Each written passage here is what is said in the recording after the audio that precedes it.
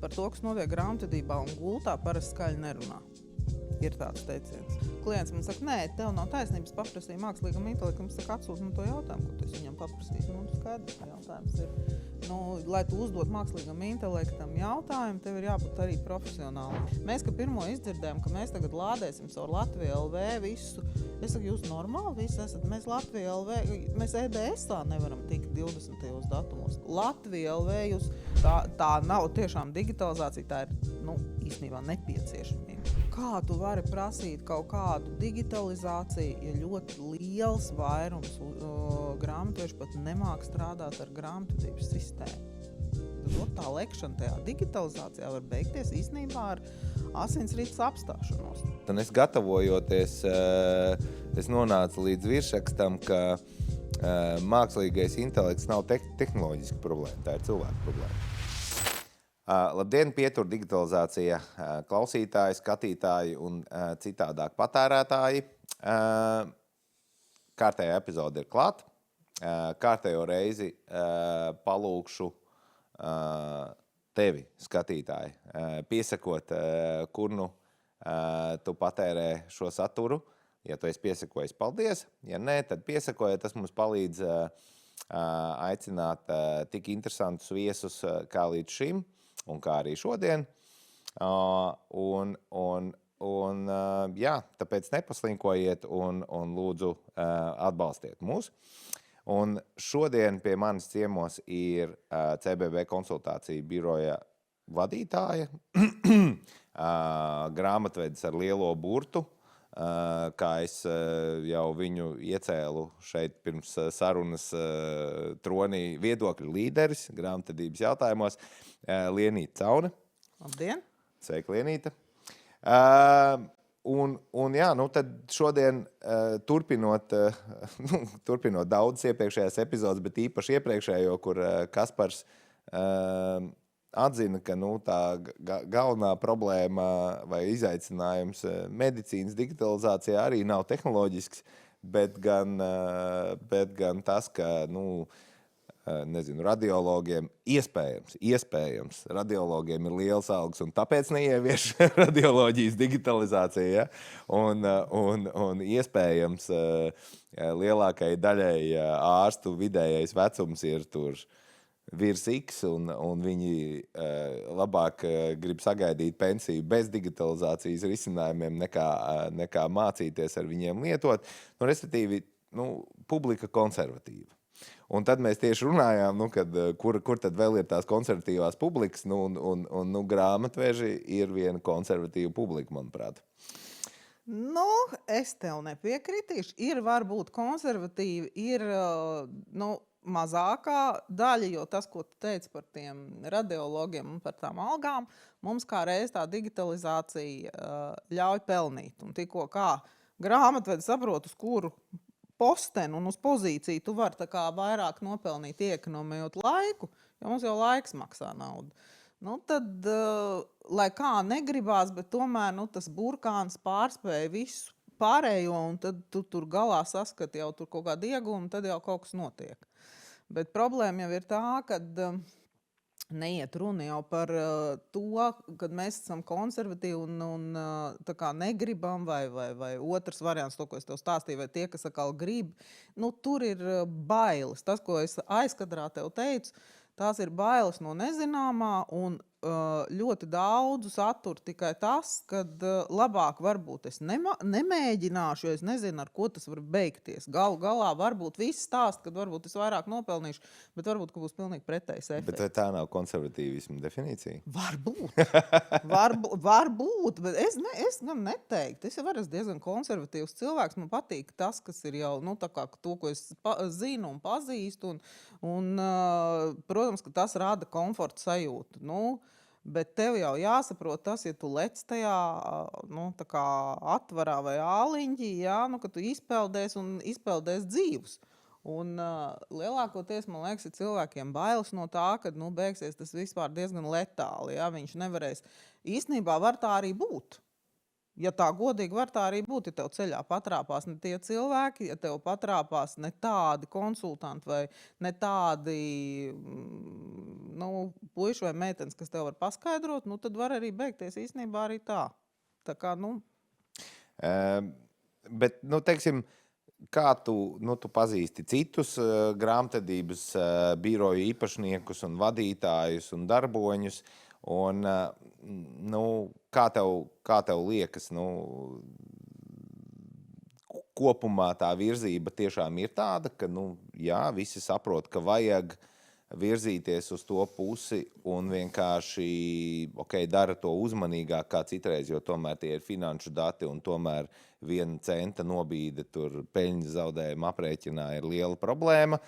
Vai tomēr tur ir tāds itāļu streiks? Nē, tā nav. Es gan teiktu, zini kā, tas ir jādara, ja mēs sākām ar medicīnas tēmu, tad tas ir jādara tā kā, vilksim paralēlus līdzīgi ar medicīnu. Ja tu gribi lektei atvarā iekšā vai no āliņģī ziemā, pieņemsim, tad tev ir jāsaprot, kādas tev tās analīzes ir. Vai tu vari ielikt un izpeldēt, vai tu varbūt, ka vari ielikt un viss ar to ir viss beidzies cauri.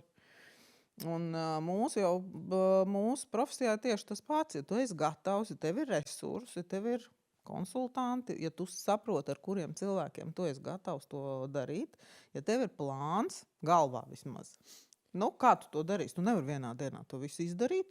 Pateikt, ka rītā mēs darām tā, un viss tagad, cerēt, ka tas klients pretī un ka tavs kolēģis tā darīs. Tā nenotiks. Tieši par to ir šis konkrētais jautājums.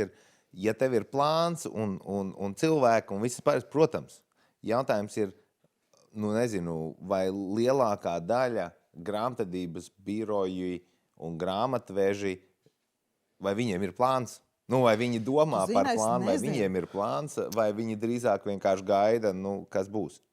Es domāju, ka ir otrs variants, kad gaida kā tā strauma, kur aiznesīs. Un tad varbūt, kad ielikt kopā ar visiem iekšā tajā āliņģī, un tas ir slikti, pateikšu, kāpēc. Tāpēc, ka tad, kad tu ieliks, ka tu redzēsi, ka viss skrien, un tu skrien pakaļ, un tev ar kaut kas jādara, tu ieliks, tu nebūsi gatavs nekam. Mēs tagad runājam par to, lai apmēram skatītājs saprast, kāda ir tā grāmatvedības tirgus esošā situācija. Mums ir 90% biroju, kur ir 2 cilvēki. 90%.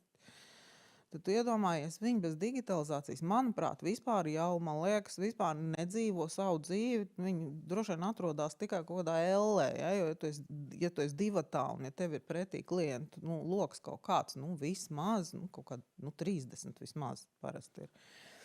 Tad, ja nav digitalizēts kaut kāda procesa vai procedūras, un kāpēc es domāju, ka nav? Jo mēs veicām tādu aptauju un nonācām pie secinājuma, ka īsti nav skaidrs pat par kiberdrošības higienas normām. Ja viņiem būtu digitalizācija, tad vismaz es tā domāju, mēs sākām ar to, ka mēs sākām saprast, ja mēs ejam tajā digitalizācijas, metamies visu laiku analoģijā ar to atvaru, tad mums ir vismaz jāsagatavojas. Mums ir jāuzvēl kaut kādas hidra vai kas, un tad ir jāmetās iekšā, ja mēs neesam īsti gatavi, jo mēs jau neesam spēčoki. Jūs tur varat iemesties, un mums ir skaidrs, kā tur nobīdīsies tas viss. Mums nebija skaidrs, mums bija jāsaprot, kāda riska sagaida, ja mēs tur, piemēram, daram to. Kāda riska sagaida, ja mums tur slēdzās klāt, piemēram, mums šobrīd ir. Mēs saskaitījām 85 darba stacijas, kas strādā online vienkārši. Jo mēs strādājam no visurienes. Mēs esam ar to digitalizāciju panākuši to īstenībā to personīgās dzīves brīvību. Ja? Kad tu izdari, mēs saprotam, ka mums ir jāizdara, bet mēs neesam vispār piesiet. Mēs neesam tādi kaut kādi, liekas, kā grāmatvedis var nebūt disciplinēts. Disciplīna ir, ja tu zini, kad tev ir tas jāizdara, kuros laikos, bet tā digitalizācija dod nenormālāko brīvību. Un to mēs esam, man liekas, kurš kolēģis pateiks. Bet tas, ko mēs šobrīd mēģinam, te es neteikšu, droši vien, kad nevar reklamēt, bet ar vienu lielu uzņēmumu mēs mēģināsim tagad izdarīt tā, ka mēs tos mazos birojus nodrošināsim ar to kiberdrošības paku, higienas paku sākumā, mēģināsim viņiem piedāvāt tehniku, kurā šis viss ir iekšā un attālināt to viņiem vismaz nodrošināt. Jo savādāk mēs saprotam, ka vienkārši nebūs tur un būs visi vainīgi. Visi būs, tas ir tas, ka nav tik daudz speciālistu, lai varētu visiem izstāstīt. Un kurš sapratīs, tad tur būs cietīs jau visa nozara. Un viss beigās pateiks, ka tas nekam nedara, tas nestrādā. Un tā šķēra, kas ir visu laiku veidojās, man liekas, ka viņi šobrīd ir kā aiz izveidojusies starp lieliem birojiem un maziem. Un tas nav tas, ka mēs pie kaut kā esam vainīgi, vai kaut kas tur ir, vai mēs esam kaut kādi. Nē, mēs nevienu, piemēram, mūsu birojas nekad nav nopircis, nevienam nekādu klientu nav atņēmis. Mēs nekad mums ir bijis diezgan ētiski pamat darbā, un mēs vienmēr to esam uzskatījuši par, mums nepieņemam. Citi tur pērk, tur klients, un viss mēs to nedaram. Un mēs, ja klients atnāk, tas ir mūsējais. Un es vienmēr saku, ka konkurence mūsu īstenībā nozarē nav, jo katrs klients atrod savu biroju. Viņš ir tikpat digitāls, viņš ir tikpat saprotošs, viņš ir tikpat advancēts kā tas, kas viņam ir pretī. Vismaz to es esmu novērojis. Un tagad neērtais iespraudums. Mēs cītīgi, daži cītīgāk kā citi, daži mazāk cītīgi, bet mēs cītīgi strādājam, lai aicinātu interesantus viesus. Un cerams, ka nestu vērtīgu informāciju un atziņas saviem klausītājiem. Tādēļ mums ļoti, ļoti noderētu, ja tu mums piesakotu vienalga, kur tu mūs klausies. Facebook, YouTube, Spotify, Apple podcasts, vienalga, kur tu ceri ieraudzīt nākamo šī podkāsta epizodi, piesako mums un cerams, ka tas aiznesīs mūsu nākamo epizodi arī kādam citam.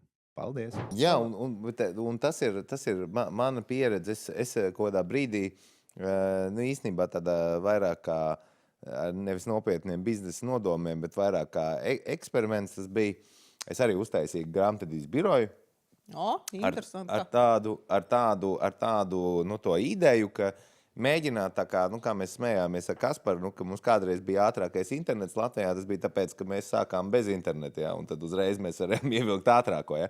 Un ar tādu pieiet, ka tas ir jauns birojs, nav nekāds tur, nekas vecais, ne vecie klienti, ne vecais kas, un ka tagad uztaisam, pamēģinām, vai pilnīgi digitalizēts tāds grāmatvedības ārpakalpojums, kurā pēc definīcijas tu savu grāmatvedu nesatiec, pēc definīcijas tu viņam nedod savus dokumentus, pēc definīcijas viss notiek digitāli, vai tāds koncepts vispār var strādāt? Kā tev gāja? Slikti. Jā. Es tev pateikšu, kāpēc, kur ir tavu kļūt. Un tas galvenais izaicinājums bija, ka neviens tādu pakalpojumu negrib. Jā, un pateikšu, kāpēc. Ir grāmatvežiem, tāpēc, ka tu neesi grāmatvedis un tu redzi ar to ādu nejūti. Grāmatvedība ir tā, kad es nezinu, kas to pateica, citātu autoru nepateikšu, bet par to, kas notiek grāmatvedībā un gultā, parasti skaļi nerunā. Ir tāds teiciens. Un šeit ir tas moments, kad nav tā pretī cilvēka, kur klients varētu novērtēt, cik viņš ir lojāls un kāds viņš būs sadarbībā ar mani. Tas ir tas tavs. Cilvēku īstenībā varēja satikt. Viņš īstenībā vienkārši negribēja darīt tās lietas digitāli. Tā bija tā problēma. Es varbūt nepareizi izstāstīju. Cilvēku satikt varēja. Arī klientam ir jāatrod motivācija. Te mēs esam nonākuši pie tā, ka tu viņam nevari spiest, jo arī viņam ir savā galvā kaut kādi koridori un kaut kādas robežas, ko viņš tā kā nav vēl gatavs pārkāpt. Mums ļoti, kas man pārsteidz, kas mums visgrūtāk gāja, man liekas, ka visi jau to cost pocket lieto, nav jau cita vairs rīka, jo viņš jau ir gan uz tildes, gan uz Horizon, gan uz standartbook un visur. Un mums ļoti grūti gāja ar cost pocket ieviešanu klienta pusē. Es viņiem stāstīju, rādīju, mums pat bija speciāli tā, ka katram klientam, iedomājies, mums ir ap 300 klientiem, katrs, kas nāca, bija izdalīti 2 cilvēki, kuri parādīja, cik tas ir viegli, ka tas čeks vairs nav. Mēs bijām atraduši 10 gadus vecus čekus, kur bija izbalējuši, parādījām, kas notiek ar tiem 10 gadus veciem čekiem, kad ja tev kaut kas dzīvē notiek, un tev ir tiešām jāparāda, mēs neko parādīt nevaram, jo vienkārši tas, tā ir tā tas notiek ar to čeku. Ja, ja ir silta vasara, tad nevajag arī 10 gadus. Jā. Un kāpēc tu to nedari, ja tu vari restorānā paēst, ar biznesa partneri nobildēt, viņu vienkārši izmet ārā to čeku. Viss. Nē, man iepriekšējie grāmatveži un viss man tur. Un labākais ir tas, ka viņš nekad neusticēsies vispirms, lielākā daļa. Ļoti maz ir cilvēki, kas tic uz vārdu, ko viņam pasaka. Tie ir īstenībā mani mīļākie klienti, jo es vienmēr teiktu tā, ka es par atbildu jums ar savu naudu un savu reputāciju. Ja es jums kaut ko stāstu, tad es noteikti stāstu, tāpēc, ka tas ir kaut kam vajadzīgs, ne jau tikai mums. Un tad viņš apstaigā tur pa visu perimetru, visus savus draugus, tur kafiju dzerot, piemēram, tā kā mēs. Viņš saka, tur nesdzirdējis par to kostu, kā viņš tur strādā. Ja tas draugs pasaka, ka tur viss ir štokos un viss ir labi, viņš atnāk un saka, davai. Rādi man. Nedod Dievs, kāds ir pateicis, ka valsts ieņēmuma dienests neņems tikai, labi, ka tev skatās, droši vien gudri cilvēki, 7. pāns grāmatvedības likumā kādreiz bija, es nezinu, kāds jaunajā likumā, varbūt viņš pambīdies, jau atļāva digitāli glabāt grāmatvedības dokumentus jau gadus 10. Nav tāda aizlieguma, nav jāvāc tie ārprātīgie kalni un jābaidās no visu, bišķi vajag tā kā, tā tas strādā. Vakar mēs nozinājām, man uzņēmuma 29 gadi.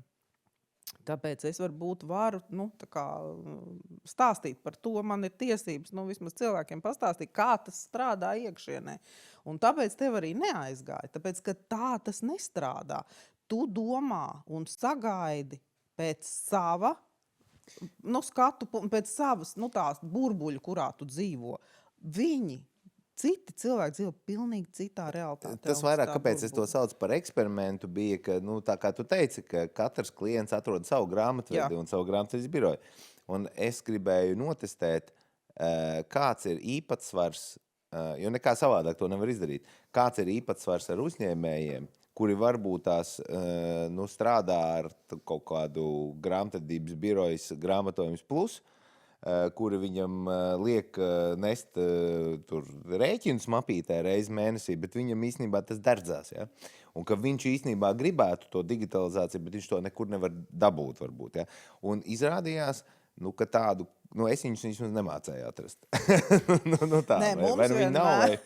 Mums ir vienmēr savādāk, jo mēs kaut kā esam kaut kā bišķus pagājuši uz priekšu, un tad mums ir jāmēģina kāpties apakaļ tam klientam. Tā kā, tas arī ir normāli īstenībā. Viņam ir savas lietas, viņš varbūt savā nozarē ir baigais spečoks un viss.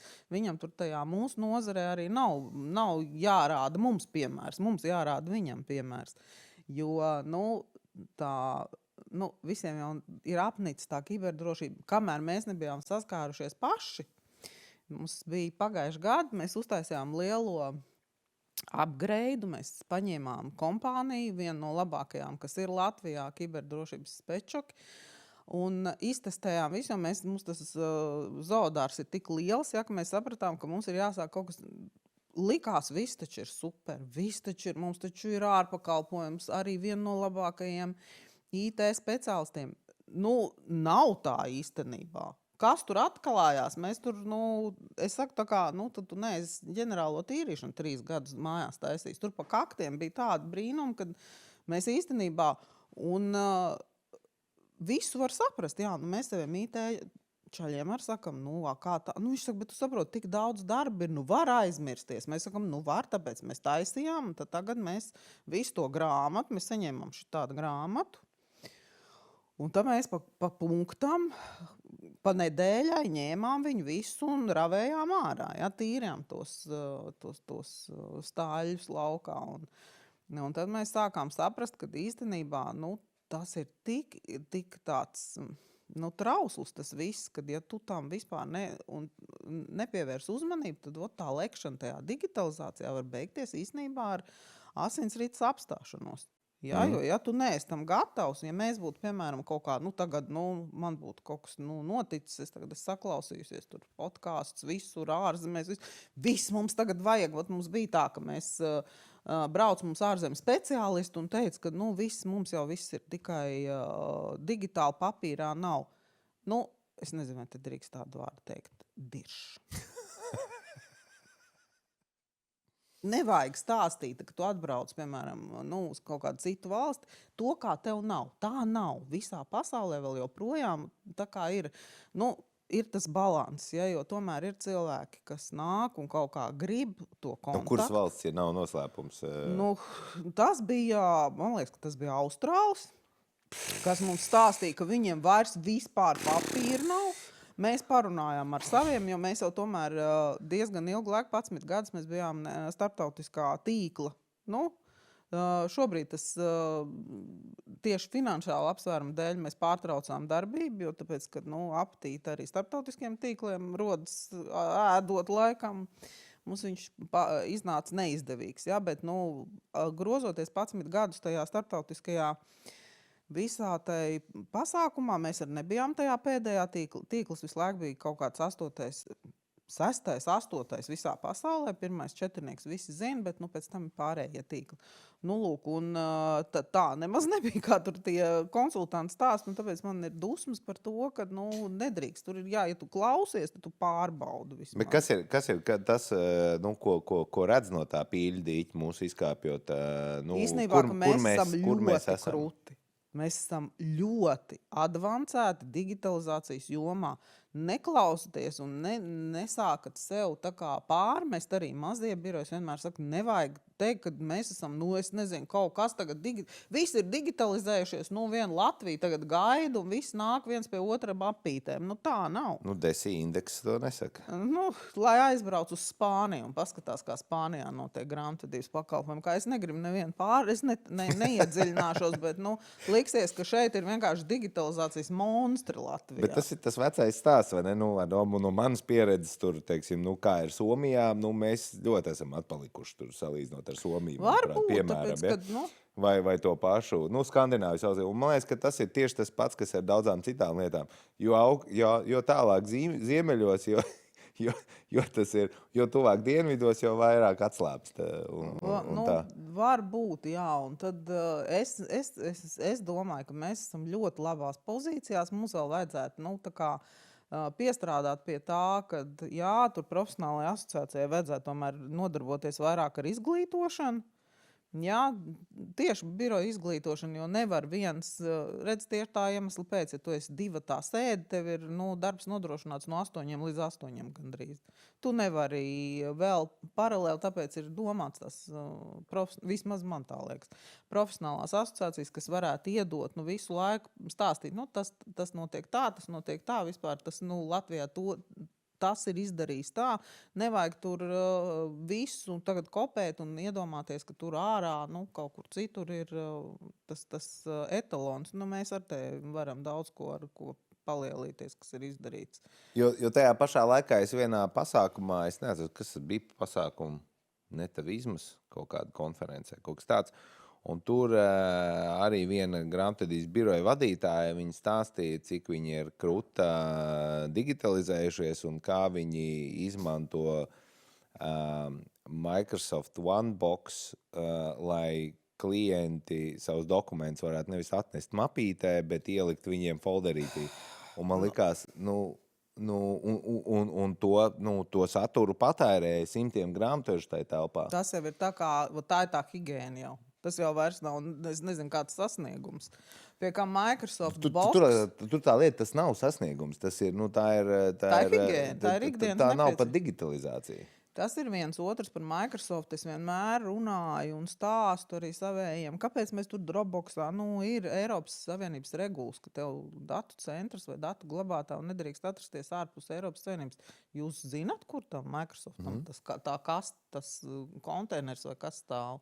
Mēs izmantojam latviešu ražojumu arī es neteikšu, kāda nav šeit, droši vien, kad nedrīkst arī viss reklamēt. Kāpēc mēs jau neesam televīzija?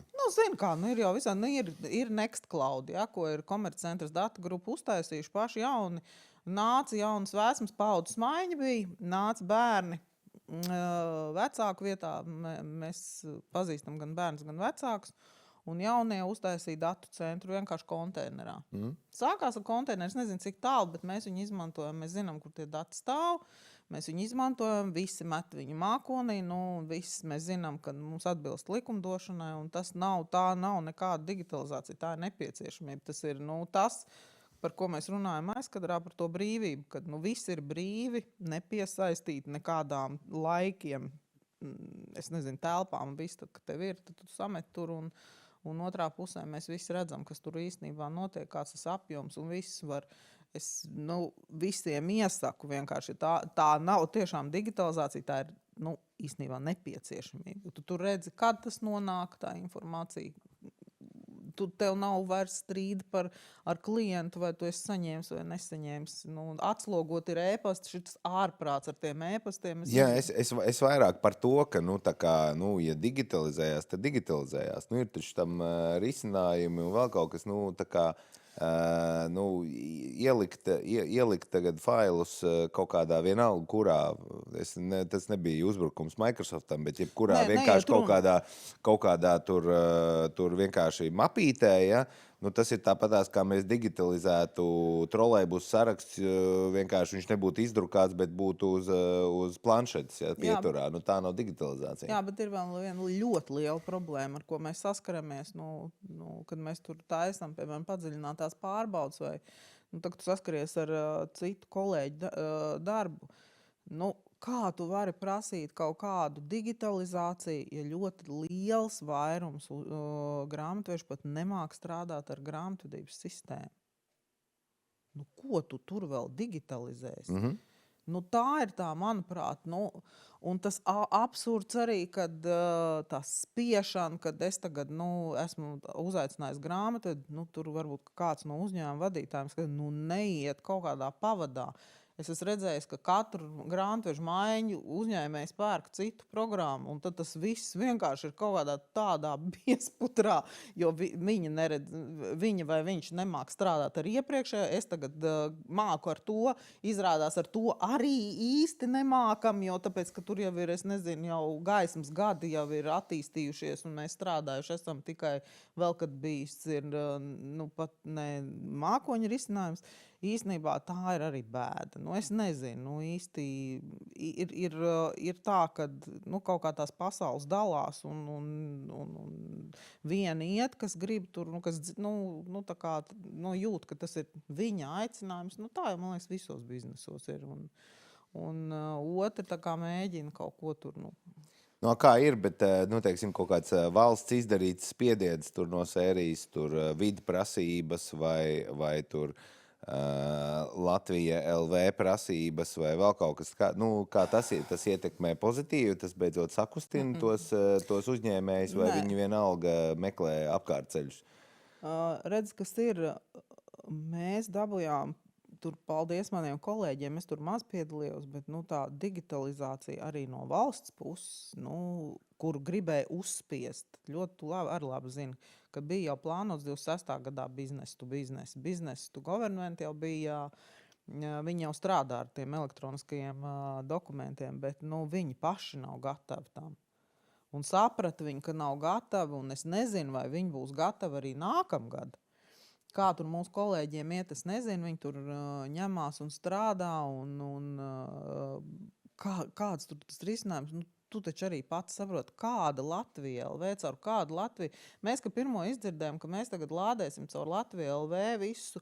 Es saku, jūs normāli visi esat? Mēs Latvija LV, mēs EDS-ā nevaram tikt 20. datumos. Latvija LV, tur bija tieši sākās tā diskusija, ka te Latvija LV tur bija tās problēmas.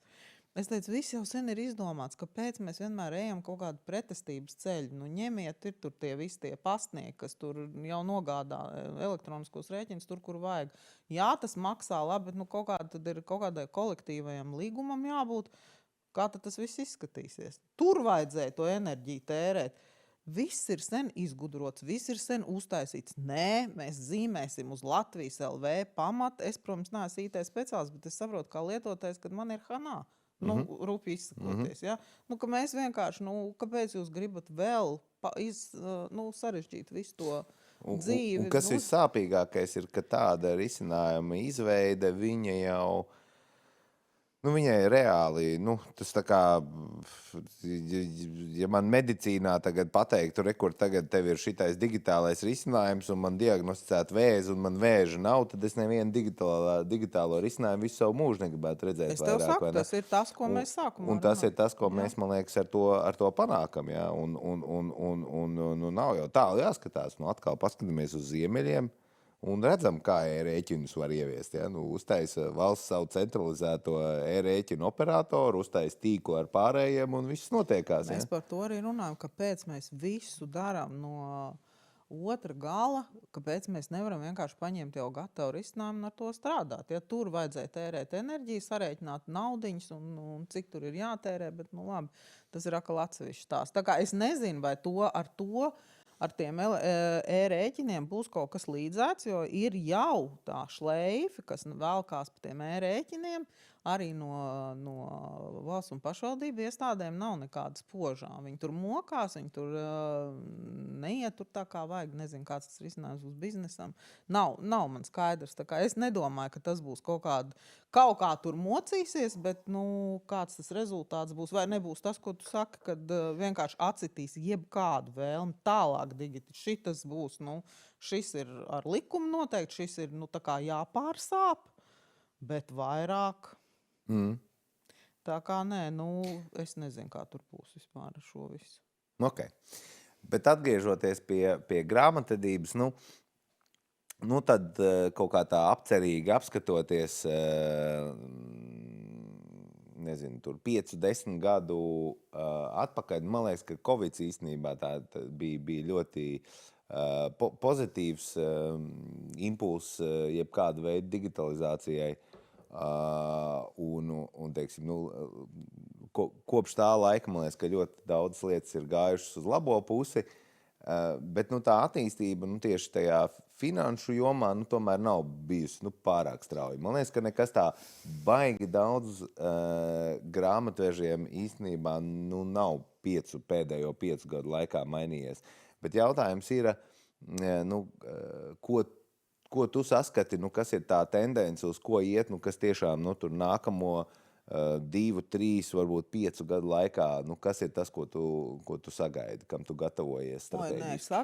Es sagaidu kaut kādu briedumu arī no klientu puses, ja, jo tu jau esi sasaistē. Tu nevar viens pats tur gaidīt vienu, bet realitātē saņemt kaut ko citu. Tad visi ir moderns mākslīgais intelekts.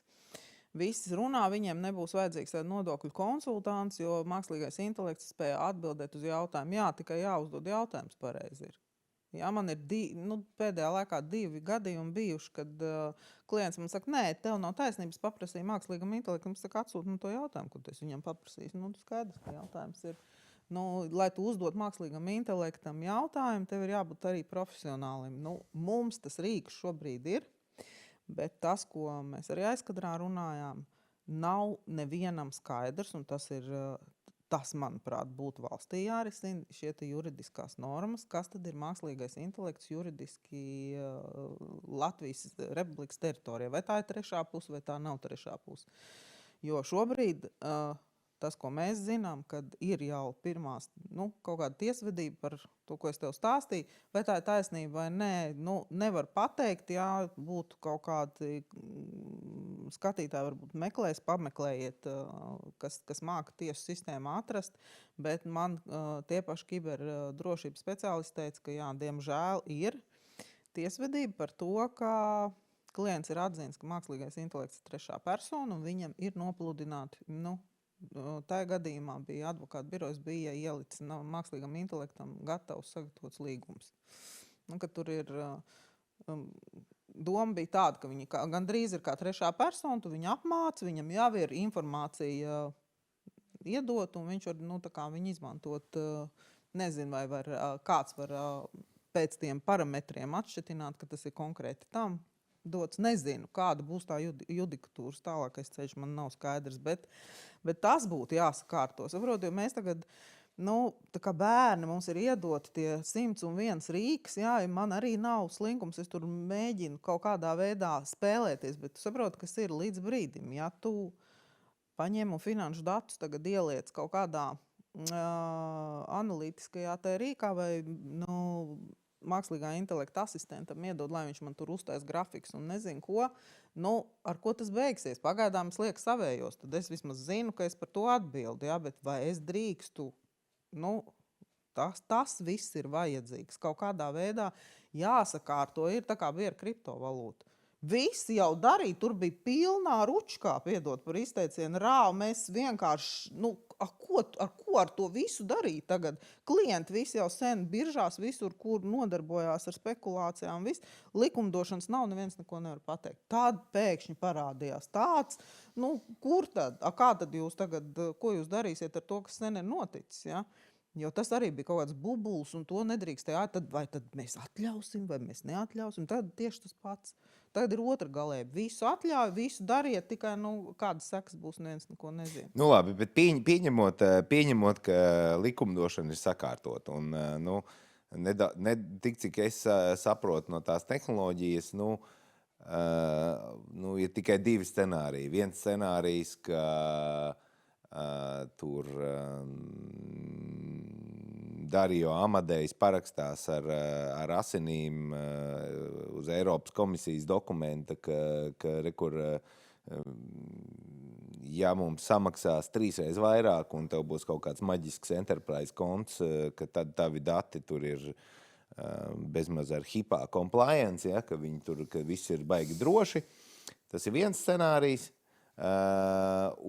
Otrs, kas nav neiespējami, ar domu Eiropas Savienība visu kaut ko ir panākusi tam līdzīgi arī. Labi, otrs scenārijs. Un otrs scenārijs ir, ka būs risinājumi, kas ir lokāli risinājumi, kad tāpatās kā jums ir savējais tur file sharing risinājums, jums būs pašiem savējais EMI rīks, kurš spēs darboties jau pietiekami efektīvi tieši konkrētajiem jautājumiem, neizmantojot šos publiskos lielos modeļus.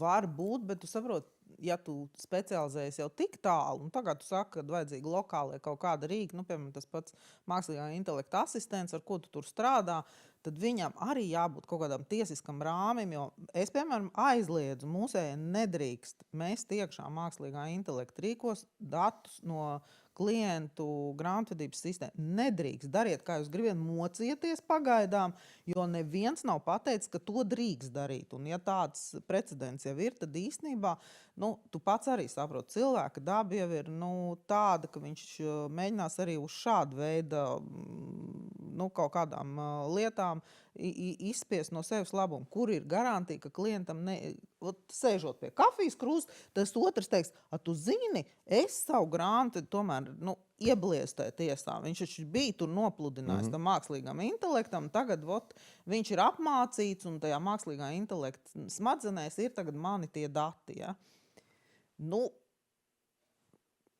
Tāpēc es tev saku, spēlēties, ja kāds skatās spēlēties ar savu uzņēmumu datiem, kur jūs nesat atbildību, bet Bet atgriežoties pie tā jautājuma, tomēr, kas ir tas, kur labā scenārijā, kur tas viss, uz ko tas velk, ko grāmatvedis dara, kā mainās viņa loma, kā tas izskatās. Tas īstenībā izskatās labi, ja mēs paņemam šo te atrisinām. Mēs saprotam tagad to savu koridoru, kur mēs drīkstam, ko mēs drīkstam, kurā brīdī drīkstam. Tad tie grāmatveži, kas jau ir diezgan ar stāžu un kas saprot digitālās lietas un ļoti labi saprot, kaut vai prot konsolidēto gadu pārskatu sastādīt. Tas jau ir līmenis, ja? Tu saprot no vairākām grupām, kā tur jau viņiem īstenībā tas mākslīgā intelekta rīks noderēs jau finanšu direktoru vietā. Jo viņš jau tev iedos visu analīzi, visus iespējamos scenārijus, viņš sapratīs, kas tur ir noticis. Ja? Grāmatvedi viņš noteikti neaizstās. Jo tu nevari visu laiku, es šito dzirdēju jau kaut kādus gadus 10 atpakaļ. Man tur viens IT liels džeks stāstīja, ka jūs tur nebūsiet vajadzīgi, nevēla. Jūs tur nevarat salikt to tur visu. Tev ir jāievada kā grāmatvedim, zinot, kā tas ir uzbūvēta, viss tā bilants, tā struktūra. Tev ir jāievada pareizi dati, lai viņi pareizi pēc tam nonāktu galā. Gadu pārskatā vai bilancē vai vienalga kur.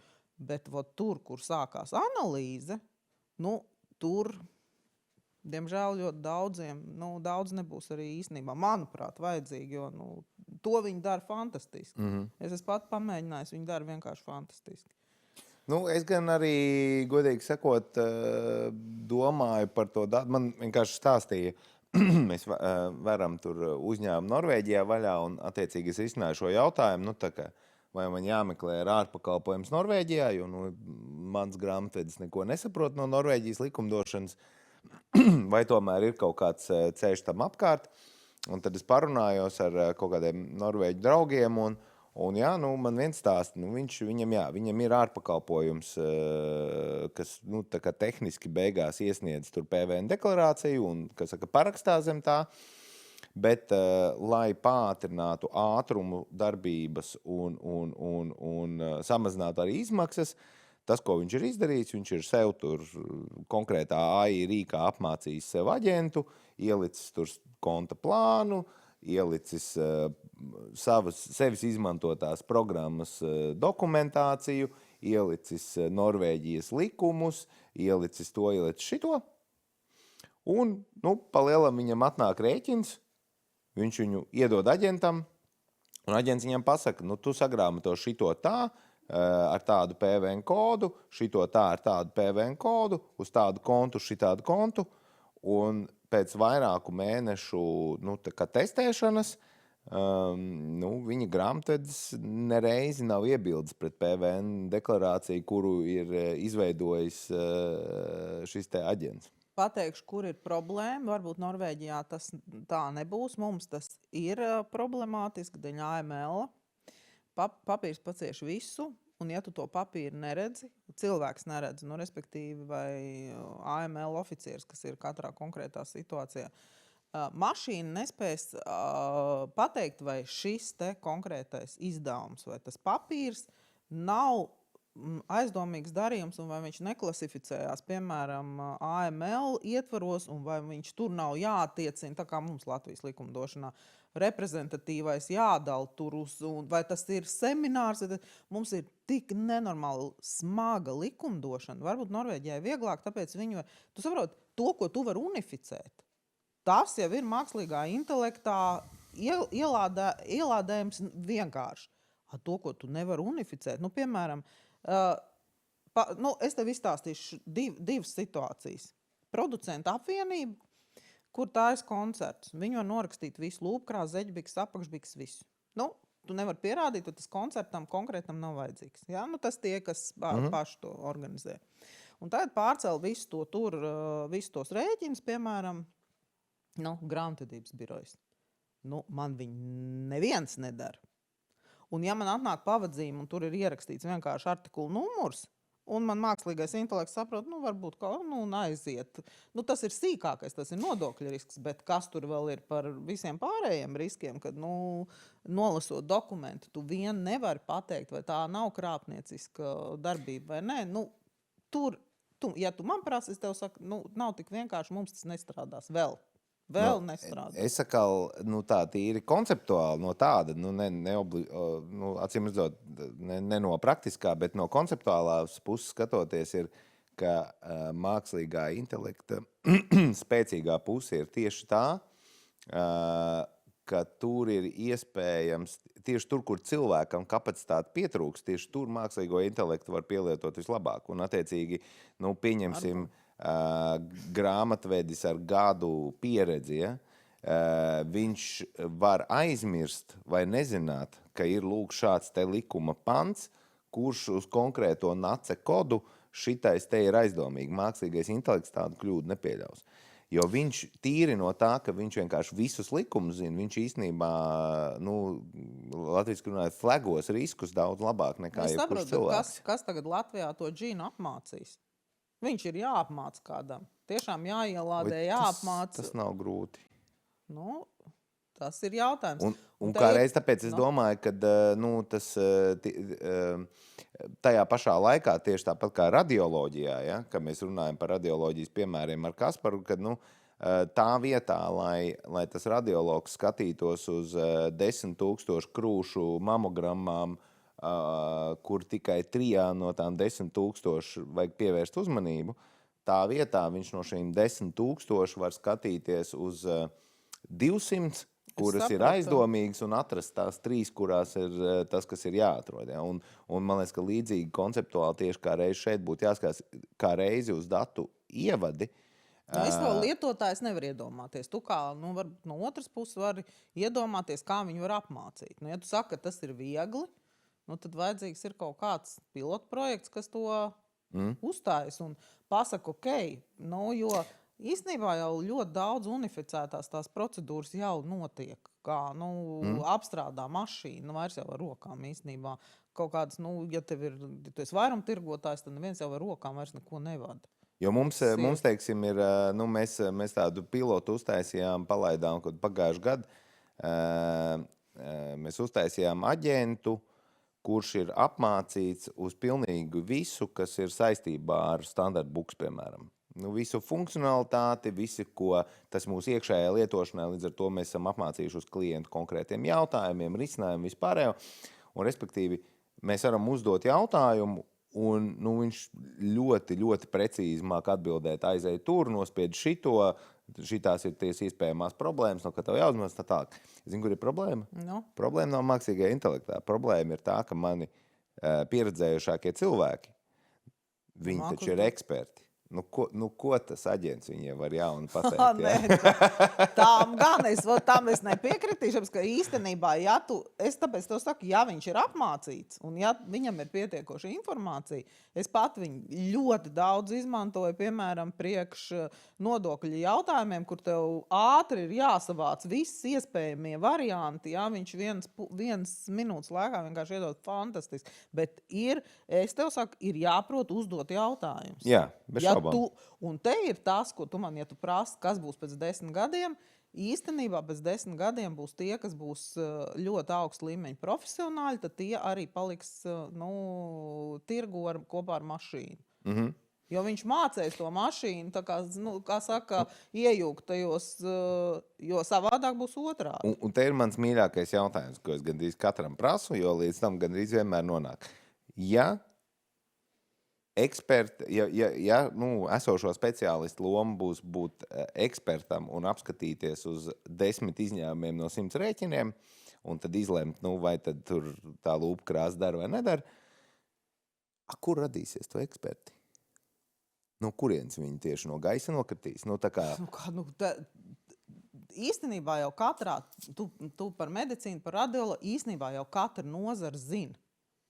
Kad kura čupa cilvēku, īstenībā jāsaka tā, jāpasakās paldies saviem klientiem un savam tam profesionālam ceļam, kad mēs esam gājuši cauri, man liekas, ugunim un ūdenim. Ja? Un tie klienti bijuši dažādi, un tās situācijas arī bijuši dažādas, un mēs nekad neesam baidījušies risināt tos jautājumus. Mēs jau esam tāds pats tikai dabīgais intelekts. Mhm. Ja tu esi visu laiku apmācīts, tad tagad ir tas, ko es tev teicu, vai mēs mašīnu, vai mašīnas mūsu. Jā, bet tagad jūs noteikti visu laiku audzinat jaunus asistentus grāmatvežu, kuri lēnā garā kļūst par grāmatvežiem. Figu, piedod par izteicienu. Ir problēma, ir kaut kāda problēma notikusi vai mācību iestādēs, vai kas ir kaut kāda katastrofa ar jauniem speciālistiem. Katastrofa. Es nezinu, man kaut kā vai man neveicās. Vai... Nē, man tieši tāpatās. Ja? Jo ir tā, ka pirmkārt tie cilvēki īsti nesaprot, kas ir disciplīna, viņi nesaprot, kas ir pašnovērtējums, viņi nesaprot, kā Kā tu tajā sociumā, kas tu esi iesācies? Tu esi mākslīgā intelekta kods, kurš nav neapmācīts nekas. Ja tev nav vispār pašam sava disciplīna pat galvā, tu nebūsi īstenībā nekas. Ne tu būsi ķirurgs, ne tu būsi grāmatvedis, tu nebūsi nekas. Un mēs šobrīd esam nonākuši pie secinājuma, ka nē, piedodiet jaunieši, vairāk es negribu pa savu naudu jūs audzināt, jo jūs vienkārši neņemat to pretī. Nē, visi mums ir šobrīd asistenti 40+, kuri ir izvēlējušies šo ceļu. Viņiem nepatīk atbildība, viņi negrib to darīt. Viņiem ļoti patīk tas, ka viņš zina, kas viņu sagaida šodien darbā. Vai mājās. Viņš zina, kas viņam jāapstrādā, kādas kļūdas jāpārliek pāri. Viss uz redzēšanos. Mēs vienkārši vairāk mums galvu par to nesaka. Kas būs ar jaunatni, es nezinu īstenībā. Ja viņi te būs, ja tu man prasi, tad man liekas, ka mašīna viņus. Ja viņi nemainīs attieksmi pret kaut kādu, te jau var teikt, ka, jā, viņi tur varbūt ir citas paudzes, viņiem būs citādāk, un nekas viņiem nebūs citādāk. Sociums, kāds viņš ir 100 gadus atpakaļ, tāds viņš arī šobrīd. Ir tikai mainījušies tie tūli, ar ko mēs varam atvieglot savu dzīvi. Viņiem būs tikai sliktāk. Es tev tāpēc saku, viņi pat, kas man tikko stāstīja, ka esot jauns startups, kur var iet, un tur viņi specializējas uz to, lai atrastu par naudu partneri, lai uzspēlētu datorspēli. Nē, te ir tas sociumā.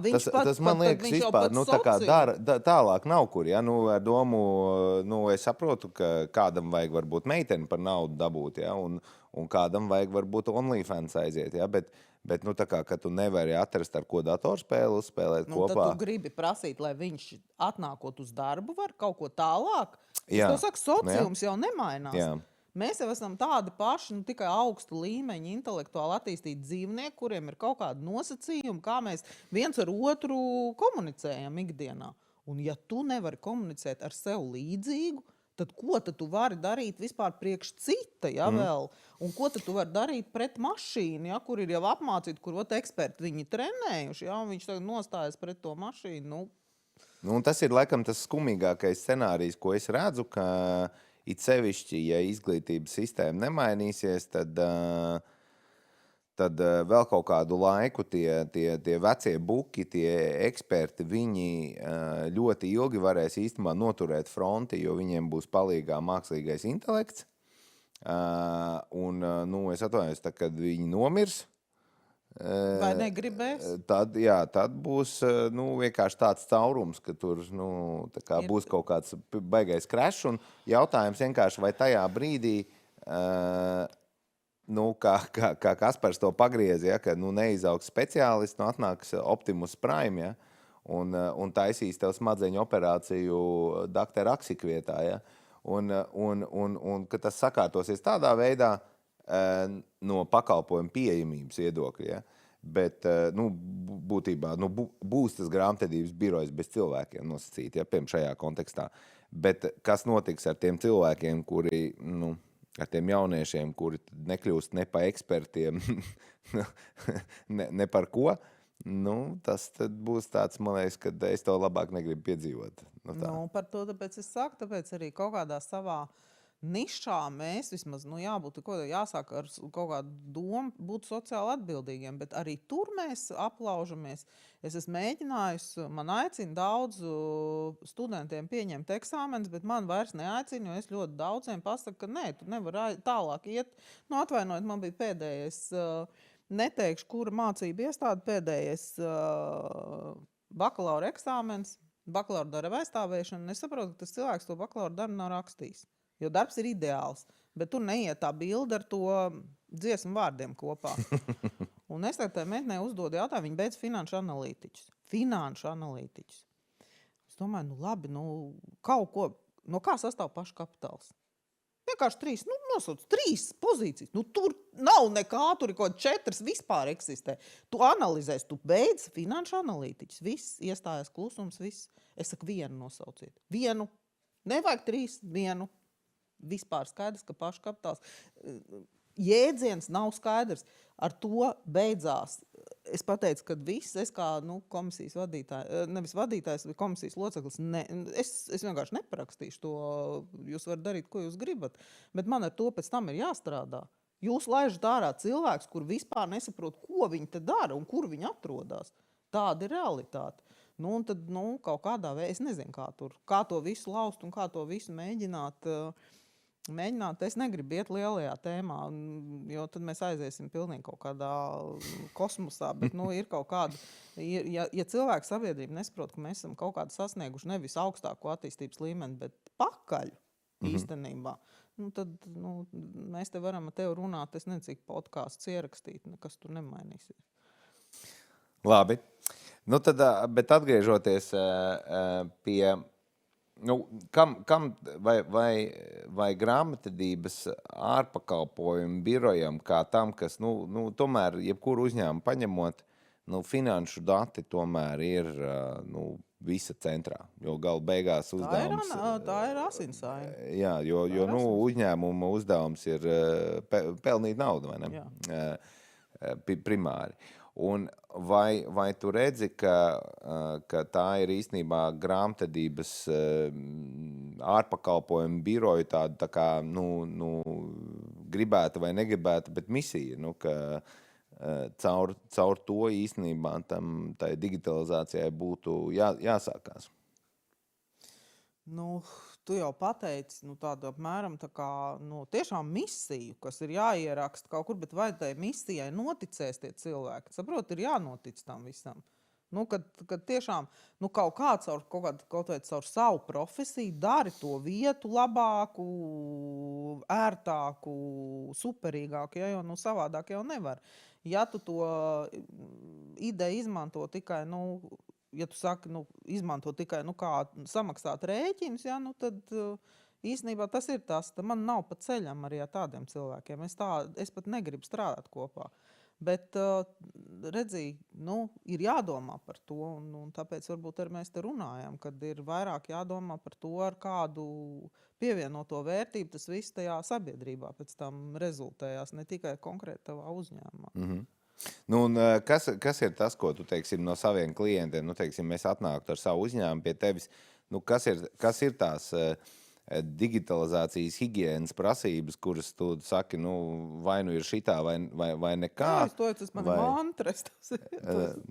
Kas tad? Pirmais, nekāda ēpasta, nav tāda ēpasta sūtīšana ar kaut kādām pievienotajām, es nezinu, kas tur ir, ko jūs paši vispār nesaprotat, tāds nebūs aizliedzami.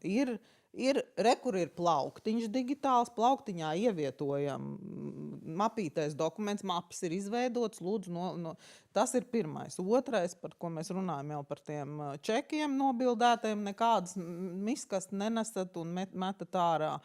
Tad, protams, ir visas šīs kiberdrošības, jo mēs tagad pārbaudām visus tuneļus, kuriem mēs slēdzamies klāt vai klients slēdzās klāt. Ja? Tā ir visa pārbauda, lai tur ir viss kārtībā un visiem viss ir droši. Tad, protams, ir nākošais, visiem ir salikti tie saucamie sargi, softi, kas sargā visus iespējamos, lai gan klientam nenodara pāri, gan mēs sev nenodaram pāri. Tas tiek izstāstīts klientam vienmēr pašā sākumā. Tad sākās, bet es taču nemācēšu. Es saku, mēs visu parādīsim. Jā, labi, es vēl mācēšu, bet sekretāri nemācēs. Es saku, sekretāri, ja vienreiz, es esmu pat pacēlus balsis, zvanījis klientam, es saku, mēs novienojamies par šo te, kāpēc sekretāri sūta kaut kādas tieši ēpastus. Ja mēs par to vienojamies, nedrīkst to darīt, aizliegts viss, kas maksās par to, ja sekretāri ir alga. Cik, es nezinu, cik viņi varēs samaksāt par to skādu, ko viņi abām pusēm nodarīs. Tā tas parasti notiek. Es teicu, citiem tas nav pieņemami. Man jau sauc par, kad es esmu vīrietis, svārkos apmēram, bet savādāk nevar, ja tu gribi kārtību. Kaut kādai disciplīnai jābūt. Nu, ja tas strādā, tas strādā. Un ja tas klientam tas nepatīk, ka es esmu māsa, tāda es būšu, man ir 56 gadi, un es laikam nemainīšos. Ja? Nu, nepatīk, nu tad ir cits birojs. Jā. Kad tev glaudīs, teiks, dari, kā tu gribi, visu mēs izdarīsim, visu, kā tev vajag. Jā, ir tāda pieeja, tā arī strādā. Es nesaku, ka nestrādā. Es nesaku, ka tas ir slikti, bet tas nav mans klients. Un tagad neērtais iespraudums. Mēs cītīgi, daži cītīgāk kā citi, daži mazāk cītīgi, bet mēs cītīgi strādājam, lai aicinātu interesantus viesus un cerams, ka nestu vērtīgu informāciju un atziņas saviem klausītājiem. Tādēļ mums ļoti, ļoti noderētu, ja tu mums piesakotu vienalga, kur tu mūs klausies. Facebook, YouTube, Spotify, Apple podcasts. Vienalga, kur tu ceri ieraudzīt nākamo šī podkāsta epizodi, piesako mums un cerams, ka tas aiznesīs mūsu nākamo epizodi arī kādam citam. Paldies! Bet no kaut kāda, es nezinu, teiksim, tā bija tiešām tāda pamathigiēna, kā zobus iztīrīt. Jā, bet tāda arī. Ja nē, ar to viss jāsākās. Ir jāuzklāj gultu un jāiztīra zobi no rīta. Bet, kas tur tālāk? Tālāk, es tev saku, tālāk arī. Tā kā sadalām klients vairākās tādās grupās. Tagad mums ir, kā reiz Excelents. Ar Excelentu jūsu vienu dīleri mēs taisam super projektu, redzēs, kā mums sanāks. Mūsu klients ir uztaisījis aplikāciju, ar aplikāciju var... Es nezinu, vai to drīkst teikt. Mēģināsim. Var aplikācijā pieteikties un nomazgāt mašīnu. Bez problēmām. Viss. Tu saproti pats, kā tajā tur ir 101 dats, 101 vieta, 100, vai viņš ar ķīmiju tāda, ar ķīmiju šitāda, ar putekļu sūcēju tāda, ar putekļu sūcēju šitāda. Viss tas mums viss ir vajadzīgs analīzē. Tad mēs taisam viņu kopā un gribam, lai tā aplikācija mums 24, sanāk 0001. Katru nakti ielādējās iekšā, lai mēs redzam, kas tur notiek. Tas ir nākošais līmenis, ja, kad visi lielie IT departamenti, gan mūsējais, gan jūsējais sanāk, jūs dīlere, gan klienta, strādā pie digitalizācijas, ja, kad to neviens neredz, ka tas cilvēks atnāk, nolaiž savu automašīnu ar putām un kā tas viss pēc tam man atšķitinās, lai es no rīta redzu datus, kas ir noticis par iepriekšējo diennakti. Tas ir tagad, šobrīd, tas ir pilnīgi karsts projekts, ko mēs šobrīd... Mēs tādu projektu jau vienu uztaisījām arī tieši par automazgātuvēm, kur varēja ļoti skaisti prognozēt atkarībā no rītdienas laika prognozes, kurā stacijā būs vairāk cilvēki. Tad es tev prasīšu nākošo. Tas jau tevi prognozējamies. Mums jau vajag, lai mēs varētu apstrādāt tagadējos datus. Nē, tur attiecīgi tiem datiem jau vajadzēja nākt iekšā. Tas pats par sevi, ka var atskaitīties par to, tas, tur nekāda kosmosa jau nav. Tad mums ir vēl viens projekts, digitalizācijas. Es nezinu, pionieris tas būs, kur grāmatvedis vienkārši skatīsies, kā notiek visa grāmata. Tas ir tas, ko tu man teici. Īstenībā mēs tagad to darām. Interneta veikals, tikai 3 produkti, nav daudz, sortiments mazs, bet mēs gribam uztaisīt, lai grāmatošana viss notiek automātiski, lai grāmatvedis redz tikai, paskatīsimies, kā tas notiek, vai viņš pareizi smuki mums savilks iekšā no Shopify, no Amazonas, visus smuki savilks kopā, nogrāmatos un apstīsimies, kā tas strādā. Tas ir otrs projekts. Restīvi tas aiziet jau uz to, ka tas ir vairāk par, ka bezmaz grāmatvedības birojiem būs vai vajadzīgi sadarbības partneri vai bezmaz iekšējā kompetence, lai veidotu jau integrācijas starp dažādiem risinājumiem un digitalizētu to visu datu plūsmu, ar mērķi, ka grāmatvedis beigās redz tikai izņēmumus. Tā ir, jā. Tā mums tagad arī notiek, jo tagad šie 2 projekti ir, viens ir finiša stadijā, viens ir jau tagad tikai sākam, un mēs gribam redzēt, kā tas strādā, jo tur nav iesaistīts praktiski vispār cilvēks. Mēs gribam gala rezultātā redzēt konkrētā datumā. Es apsēžos un apstos, ko mašīna man ir sadarījusi. Un nekur nav. Ne pakošanā, konkrēti tur, kur internetu veikalā pārdod šīs preces, ne pakošanā, nekur nepiedalās cilvēki. Visur notiek rūpnīca, iemet noliktavā, un tur visur jau tālāk viss notiek digitāli. Nu, burvīgi. Gribētos tādus stāstus vairāk redzēt. Jā, bet tas nav viegli. Bet tur primāri droši vien neviegli tas nav. Un problēma, no vienas puses problēma, kur es to redzu, ir, ka tas tomēr joprojām maksā diezgan dārgi un attiecīgi tas var atsist un tos izdevumus un nopelnīt tikai tiem, kuriem ir kaut kāds X apgrozījums. Bet tas, ko es redzu, ir, vai paredzu, ka pašlaik savukārt no otras puses dēļ mākslīgā intelekta būs tik pieņemamas izmaksas izveidot ļoti specifiskus risinājumus konkrētam klientam. Tās izmaksas būs salīdzinoši tik mazas, tāpēc, ka viens programmētājs varēs uztaisīt 10 tādas projektus mēnesī, ka caur to tad tas viss sakārtosies pie noteikuma, ka būs līdzīgi tā kā gudrajās mājās, ja, kad bija, kad tas viss sākās, tad katrs ražotājs vilk uz savu pusi, katram savs protokols, viss kopā nestrādā, vai tu esi šitajā platformā, vai tu neesi nekur no sērijas un tā. Un tad, tagad beidzot visi apsēdās, vienojās par vienu protokolu, tagad viss strādā, viss var strādāt kopēji no dažādiem ražotājiem. Un kaut kā līdzīgi, man liekas, tas ir tas, kur tas aizies, ka ir jānāk kopā, Latvijā, piemēram, tur visiem grāmatvedības programmu ražotājiem, jāapsēžās un jāvienojas, kur mums šitāds būs protokols, kā mēs savā starpā varam sarunāties, un tad, piemēram, pie tevis atnāk klients, kurš lieto, tur Horizonu, bet tu lieto standard books, bet tā nav problēma, tāpēc, ka mēs nospiežam vienu pogu un viss notiek. Jā, tu tieši to, tā kā man vārds izņēma no mutes, tā tam vajadzētu būt, tas būtu ideālākais variants, tā ir tā saucamā kaut kāda, vai tie ir ētikas principi vai kas, vai vienots protokols visam. Tā kā medicīnā vienots protokols vienas slimības ārstēšanai, tā mums arī tas būtu, tas atrisināt, bet tas jums ir jāizdara. Jums visiem, jo īstenībā tagad ir īstais laiks, jo visādi mazie programmu ražotāji vairs nav, viņi nav izdzīvojuši. Ir pienācis laiks, kad ir cik ir. Vizma, Excellence, kas tur vēl ir, Vizma jau ir Horizon un Tildi pārņēmuši, jums ir Standard Books, tad ir vēl kaut kā 2 vai 3 un viss, kas tad jūs nevarat 5, 6 sanāk kopā? Var. Tas viss ir par vēlmi. Mēs jau arī to, daram, piemēram, tur FlexBI, pieņemsim, tas ir tas, ko mēs esam pēdējos 5 gadus darījuši un panākuši, ka mums ir integrācija principā ar visiem.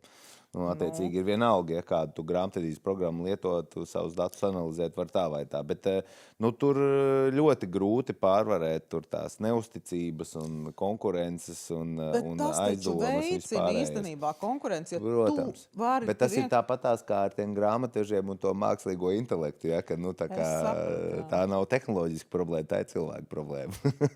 Bet jūs taču esat gan jūs esat lielie IT, es tāpēc saku, tagad būtu vieglāk, jo tagad jūs esat maz palikuši, varētu vienkārši atrisināt šo cerams. Jābūt acīmredzot viedokļu līderiem kā mums, kas to kaut kā iekustina. Labi, tad nobeigumā pie tradīcijas. Tu gan jau jautājumu dzirdēji gadījumu sagadīšanās pēc, bet tad jautājums no iepriekšējā viesa Kaspara Grosu, kur mēs par medicīnu runājam, ir, kā tu domā, kas no mākslīgā intelekta veselības aplikācijām ir pielietojumiem šajā kontekstā, kas mūs pārsteigs vai ko tu vēlētos redzēt, kā tas izskatītos tieši veselībā?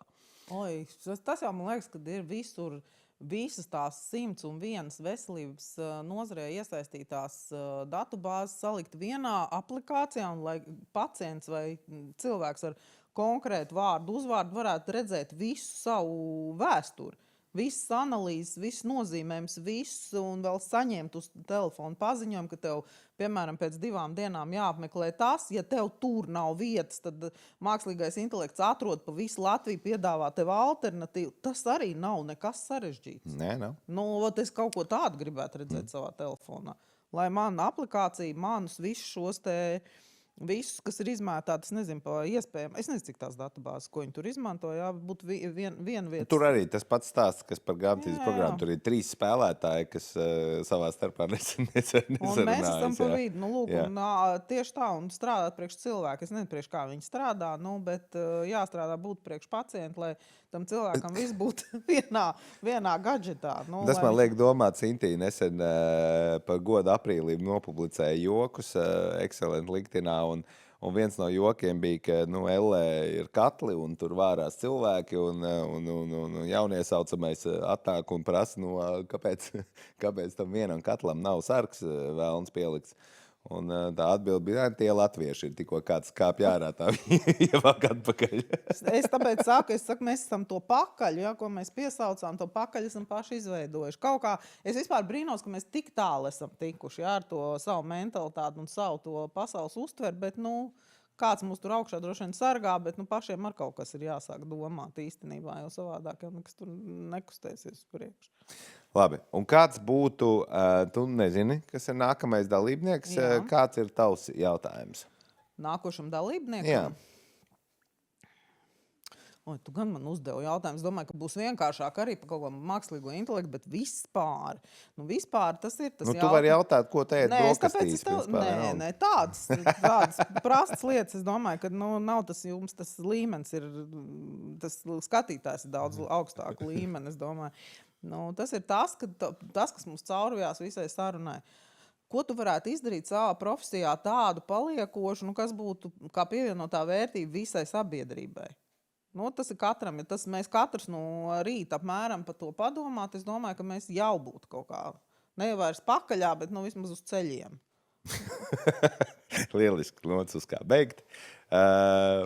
Labi, tad leksim māliņģos, hidrās un ar apzinātību un celsim augšā nevis rokas, bet līmeni, runājot man iepriekšējā viesa Arsta Rulsmīras vārdiem. Paldies, Liediņa, ka atnāci. Paldies, ka uzaicinājāt. Uz tikšanos. Šī ir Pietur digitalizācija. Viss par un ap digitalizāciju biznesā, dažādās industrijās un nozarēs. Ja negribi palaist garām arī turpmākās epizodes, piesako mums visās populārākajās straumēšanas vietās.